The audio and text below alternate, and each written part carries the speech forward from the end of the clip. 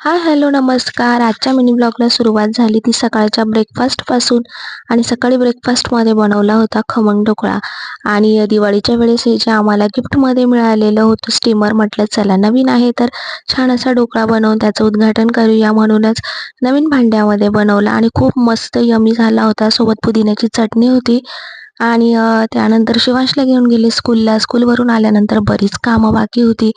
त्यामुळे बघू शकतात सगळं किचन वगैरे सगळी भांडी साफ केली. त्यानंतर किचन ओटा, सिंक वगैरे सगळं क्लीन करायचं होतं आणि स्कूलवरून आल्यानंतर बरीच कामं जसं की मुलांचं जेवण वगैरे सगळंच बाकी असतं.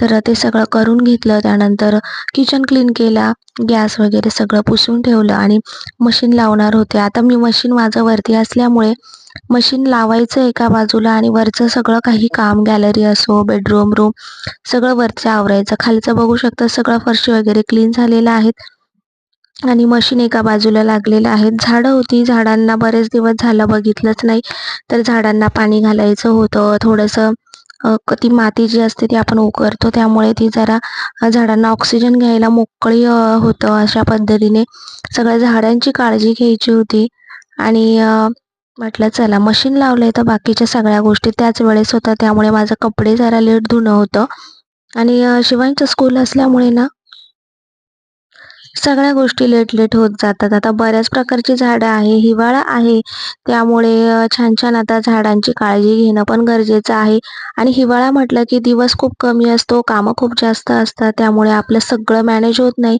सकाळी उठल्यापासून कितीही कामं करा तरी पण कामं आवरत नाही.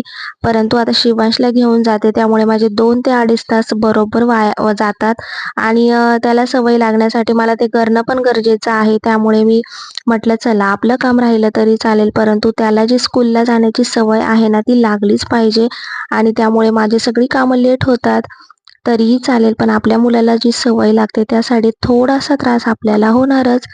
असो, त्यानंतर तुम्हाला हे मिनी ब्लॉग आवडत असतील तर व्हिडिओ बघत राहा.